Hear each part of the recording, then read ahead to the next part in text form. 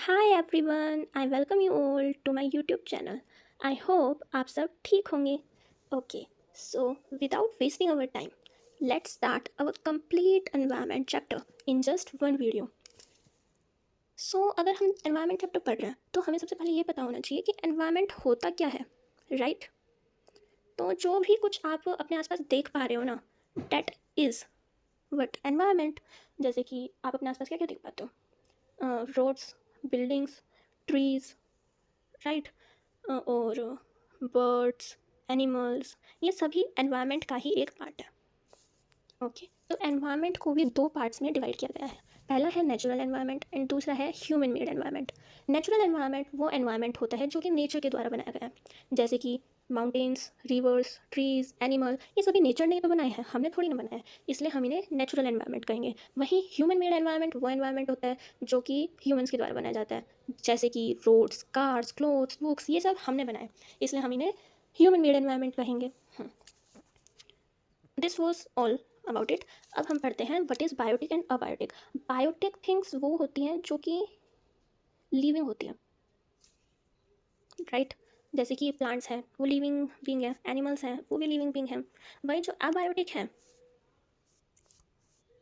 वो non living world's को define करता है, जैसे कि land, right?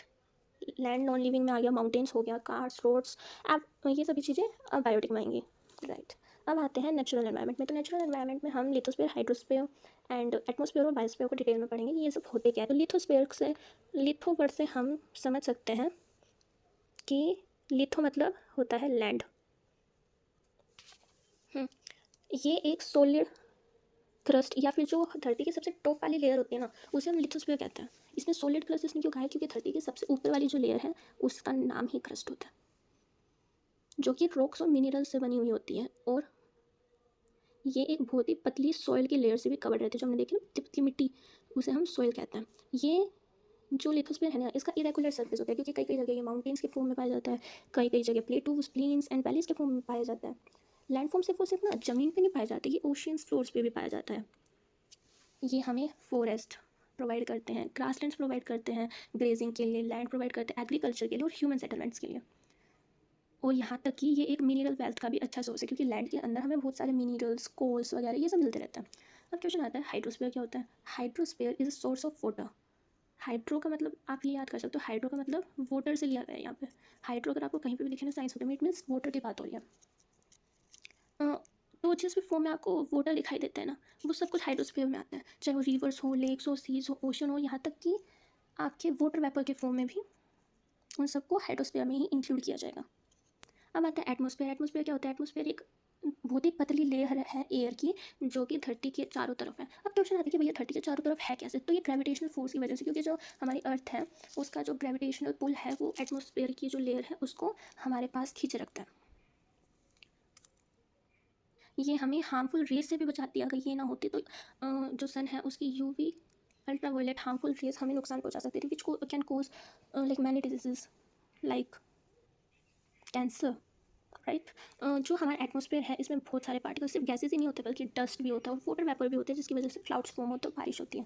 The changes in the atmosphere, अगर एटमॉस्फेयर में चेंज होगा ना तो वेदर और क्लाइमेट में ऑटोमेटिक चेंज होगा। क्यों?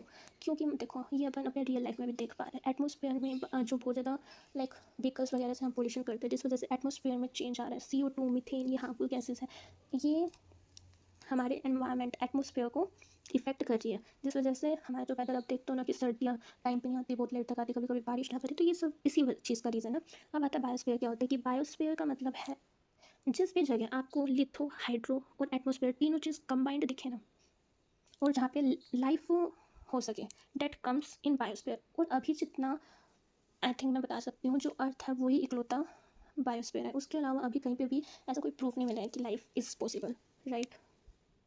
क्योंकि यहाँ पे हमें लैंड भी मिलती है, वाटर भी मिलता है और एटमॉस्फेयर भी मिलता है। अब क्वेश्चन आता है इकोसिस्टम क्या होता है। तो इकोसिस्टम में ना जितने भी अपने एनिमल्स हैं, ह्यूमन बींग्स हैं, प्लांट्स हैं, वो आपस में एक दूसरे पर इंटरडिपेंडेंट रहते हैं, और यही चीज़ इकोसिस्टम को फॉर्म करती है, राइट? अब बार्टर सिस्टम क्या होता है। बार्टर सिस्टम ना एक प्रकार का ट्रेड होता है पहले के टाइम में, अब तो बहुत रेयर हो गया, जिसमें पैसे की जगह ना गुड्स को एक्सचेंज किया जाता था। लाइक मेरे पास चावल है, आपके पास जूते हैं, तो आपको अपने जूते बेचे चावल खरीदना तो आप मुझसे खरीदोगे। अगर मेरे पास चावल नहीं है तो आपको कहीं और से देखना पड़ेगा कि कौन चावल बेच रहा है। तो this is the barter system. So that was the chapter. अब आप बताइए, when is world environment day is celebrated? जल्दी जल्दी बताइए। और अगर आपको ये लेक्चर मेरा थोड़ा सा भी हेल्पफुल लगा तो please don't forget to subscribe.